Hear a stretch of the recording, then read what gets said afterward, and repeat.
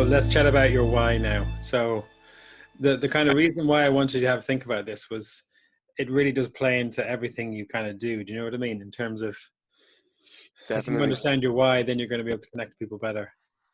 Do you know what I mean? Mm-hmm. Yeah. Yeah. So what did you come up with? Well, I'm about to put like 3 years of introspection, reflection, and analysis into a sentence. Um, like the reason, like That's like so, as that's in, like doing 1,000 videos in a year. Well done, man. yeah, yeah. I do what I do, number one, so I can deal with the the challenges of life. Um, that's for me. The reason why I put my music out and I try to make it heard is because I want um I want to maximize the chances of maybe my songs helping someone else deal with something or um overcome an obstacle in life. And no, I don't think that's too far reaching. Well, I would argue Like that I maybe a lot of people feel that way about doing music. Do you know what I mean? Um, mm, and I think that's what a lot of people get from it is, being able to process something that they're going through. Um, yeah. whatever Um that might it, be. It might be, if it's like heavy metal, that might be really they're angry or something like that. Do you know what I mean? it's funny you mentioned that because that's kind of first music that I would have like when I was like 7, that like it wasn't even heavy metal, it was just like kind of around that time it was emo music. And like I was like I heard that stuff and like that was before I knew the true power of that. Not before I knew, that was when I listened like to Marilyn Manson for the first time. I was probably about 8 years old. It was on a Now something CD, like a Now, Yeah. don't know, 50 or something like that. Don't know how Marilyn Manson made it onto that, but there you Yeah, go. Here we that's are. interesting. And I I just remember like at the time that must have been the first time that music had really resonated with me and actually made me like made somehow as an 8-year-old whatever anger was in there, like I was like, oh, like this sounds great, like this is brilliant. And then I moved on to into my teenage years, like more Blink 182, Linkin Park and Green Day territory, which is like a different kettle of fish than Marilyn Manson, but at the same time it was yeah, it did the job for me. Like some questionable choices looking back, and I get a good laugh out of like say my old iPods and stuff like that. Yeah. But that was before I ever had any discussions with people as to what music did for me. I didn't Why do you know. think you were interested in Marilyn Manson at the time? Like, what was that having to Um, do with? I, I'm not here putting white makeup on my face, but I think what I resonated with was that like unadulterated form of self-expression, because I was going to church, I was going to Catholic church mass on Sundays and dressing up and like the hair over to the side and like Yeah, it by wasn't no who you were. means well, like as in I just like it's not who I am now or then. I think, but it's like an act of rebellion, I suppose, against what you're being raised with, Yeah. or like it's the only thing you have autonomy over as a kid. It's music put into your ears, like, and like that's the only way you can like find your sense of self is you put your headphones on, and nobody in your family, like nobody who knows you knows what's going in your ears. And when you're an 8-year old, you kind of like you bootstrap that sense of confidence by listening to what, well, I did, listening to music that wouldn't have been presented to me in that world.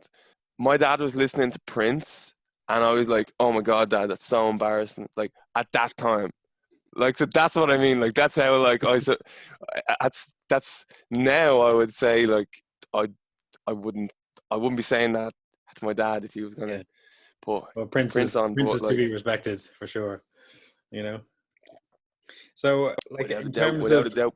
in terms of what you're doing now, like how would you Hmm. think you'd fit in with why someone might listen to you? Do you know what I mean? I think someone would listen to me, um, like if they're interested in. Well, actually, no, I can't. Wait. Someone would listen if the why they would come back. Actually, I think that's a better statement. Like that's I can only be going saying someone listened to me because, say, if someone came back to listen to me again and again and again, I would say that um, it's my sense of honesty in my lyrics. It's the sense of, I suppose, I'm not looking like there's one song I have, and the opening lyric is, I wish I was a poet so I could make it less clear. And that's something that I find in my lyrics that always comes through, is that like I can't help but being like pretty direct in what I'm saying and pretty honest. And if I can manage to be honest enough and overcome an obstacle in my own head on the page, whereby I would write something and say, fuck, I can't say that. That process of overcoming, like as in, like if I would write a lyric and say, I can't say that, generally it would because that's too close to me.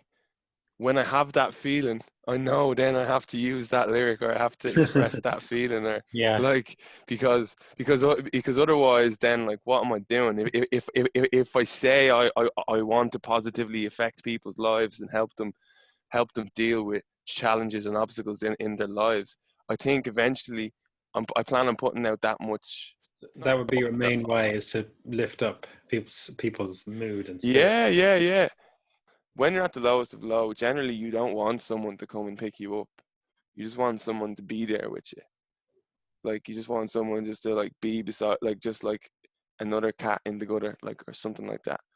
Um, so like in terms of uplift, it's like yes, but I suppose the honesty comes first, and if the uplift isn't welcome or isn't needed, or if the situation has become so dire that someone, I'm not talking about wallowing around either, but it's just like you sit there and like you're just like, I just want someone to be here with me now. It's like it's like at a funeral. Like no matter what you say to the people at the wake, like nothing you say is gonna make the situation better. You know, you just got to be there. Like you just got to be there, and that's what I mean. Like those are real life situations where like no amount of motivational, like internet, um slogans or anything, like as in my songs are for the situations whereby everyone knows it's real. Everyone's like, oh shit, like this is like there's no room for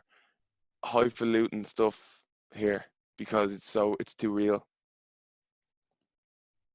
So what would you say to a band who doesn't know why they do what they do? You guys need to reveal yourselves to each other and not be afraid to appoint a leader. Reveal yourselves. So maybe start with telling each other something embarrassing, like the most embarrassing thing you can think of, because if you can't be honest with each other, you're never going to be honest with anyone else. That's for sure.